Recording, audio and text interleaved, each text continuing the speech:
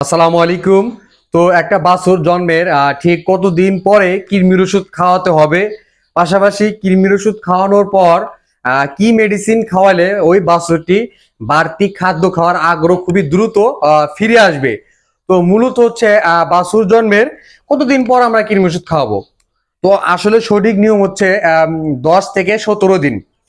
10 থেকে 17 দিনের মধ্যেই একটি বাছুর জন্মের পর কৃমির ওষুধ খাওয়াতে হবে।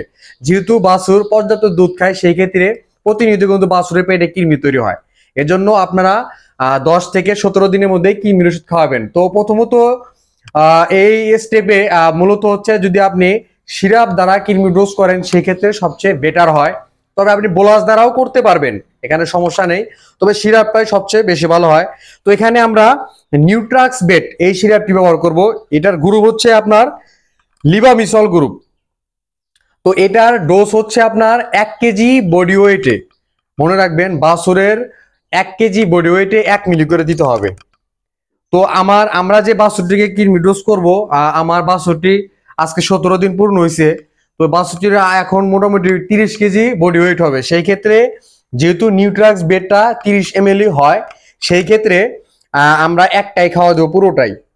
এটা খাওয়াতে কিন্তু আপনার অনেক সুবিধা হবে। দেখেন সিরাপটা খাওয়ালে সুবিধা কি, আপনি সিরিঞ্জের সাহায্যে ওষুধ উড়ে ডাইরেক্ট মুখে খাওয়া দিতে পারবেন, এটা কিন্তু সবচেয়ে ভালো। আর বোলাস খাওয়ালে দেখা যায় যে গুঁড়ো করে পানির সাথে মিক্স করে সাথে চিটা গুড় দিয়ে তারপরে খাওয়াতে হয়, একটু ঝামেলা। এই জন্য সিরাপটাই বেটার।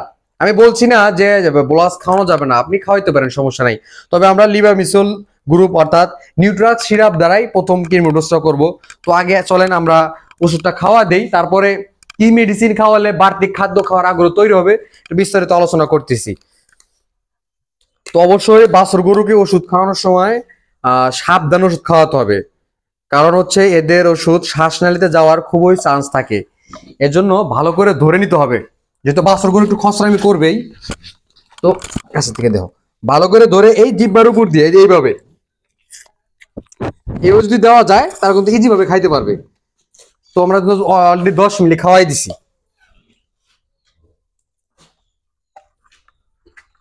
তো ওষুধ ধীরে ধীরে ওষুধ ধীরে ধীরে দিবেন, ধীরে ধীরে ও খাবে, ধীরে ধীরে দিতে থাকবেন। দাঁড়াও দাঁড়াও,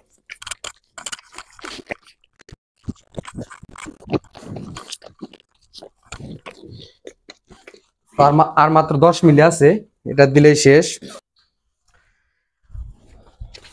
তো এটা বারবার বলতেছি যে অবশ্যই কিন্তু আপনার ভালো করে ধরতে হবে, এই জিহ্বা ধরে তারপর এই যে জিহ্বার উপর দিয়ে সিরিঞ্জটা দিবেন।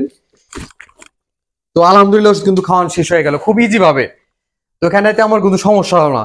তো এখন মূলত আলোচনা হচ্ছে যে কৃমির ওষুধ খাওয়ানোর পরে কি কি মেডিসিন খাওয়াতে হবে, খাওয়ালে বা কি বাছুরে বাড়তি খাদ্য খাওয়ার আগ্রহ ফিরে আসবে। তো এটা দেখা যায় অনেকেরই প্রশ্ন থাকে যে আমার বাছুরের বয়স 2 মাস কিংবা 3 মাস, অনেক সময় দেখা যায় অনেক বড় হয়ে গেছে, বাট ঘাস দিচ্ছি বা ওর পাশে ওর মা খেয়ার খাচ্ছে কিন্তু বাট ও খাচ্ছে না। এটা অনেকে প্রশ্ন করে থাকেন। তো অবশ্যই আপনার বাছুরে জন্মের 10 থেকে 17 দিনের মধ্যেই কৃমি ডোজ করার পরে দ্বিতীয় দিন থেকে কৃমি ডোজ করার, যেমন আজকে করলাম, পরের দিন থেকে আমরা জিঙ্ক সিরাপ খাওয়াবো। অবশ্যই বি কমপ্লেক্স যুক্ত আমরা জিঙ্ক বি সিরাপটা খাওয়াবো। এটা বাছুরের জন্য সর্বোচ্চ আর কি পারফেক্ট জিঙ্ক। তো এটার ডোজ হচ্ছে আপনার 20 থেকে 25 মিলি। একটি বাছুরের ডোজ হচ্ছে 20 থেকে 25 মিলি করে দিনে একবার। তো আমরা 25 মিলি করেই খাওয়াবো দিনে একবার। আর সেই সাথে আমরা খাওয়াবো হচ্ছে আপনার রুমেন ই পাউডার। রুমেনি পাউডারটা এটা খাওয়ালে দেখা যাবে রুমেনের পরিবেশ সুরক্ষিত রাখবে, পাশাপাশি ওর রুমেন বাইপাসটা ধীরে ধীরে বড় করবে। দেখা যাবে বাড়তি কিছু খাওয়ার আগ্রহ তৈরি করে দিবে। তো এটা খুবই ভালো কার্যকারী। তো রুমেনিটা আমরা 10 গ্রাম করে খাওয়াবো দিনে একবার। তো এটা 10 দিন খাবে, মোটামুটি জিঙ্কা খাবে 8-10 দিন, ইনশাল্লাহ আপনার বাছুর এই দুটা মেডিসিন 2-3 দিন কন্টিনিউ করবেন। তারপর যদি আপনি এই জিঙ্কটা পানির মধ্যে দেন, সে পানিও খাবে, বা একটু গাছ যদি বা খড় থাকে ও কিন্তু ধীরে ধীরে খাওয়া শুরু করে দিবে। অবশ্যই এটা ট্রাই করে দেখতে পারেন।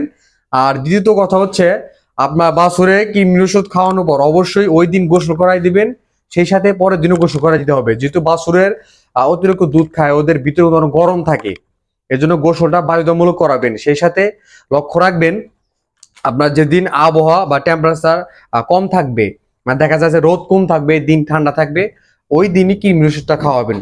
অবশ্যই সকাল ভোরবেলা খাওয়াবেন, তাহলে দেখা যাবে যে মোটামুটি কৃমি মারা যাবে। তো বাছুর গরুর কৃমি কিন্তু সবচেয়ে বেশি হয়, এজন্য লক্ষ্য রাখবেন সঠিক সময় কৃমির ওষুধ খাওয়াবেন, তাহলে আপনার বাছুর সুস্থ থাকবে, রোগ প্রতিরোধ ক্ষমতা ভালো থাকবে, দেখা যাবে কোনো রোগ সহজে অ্যাটাক করতে পারবে না। মূলত হচ্ছে একটি বাছুরের কৃমি মুক্তকরণ, এটা হচ্ছে মূল বিষয়। তো আশা করি পুরো ভিডিওই বুঝতে পারছেন যে কিভাবে আসলে কৃমির ওষুধ খাওয়াতে হয়, পাশাপাশি কতদিন পরে খাওয়াবেন, এটা একদম ক্লিয়ার হয়ে গেছে।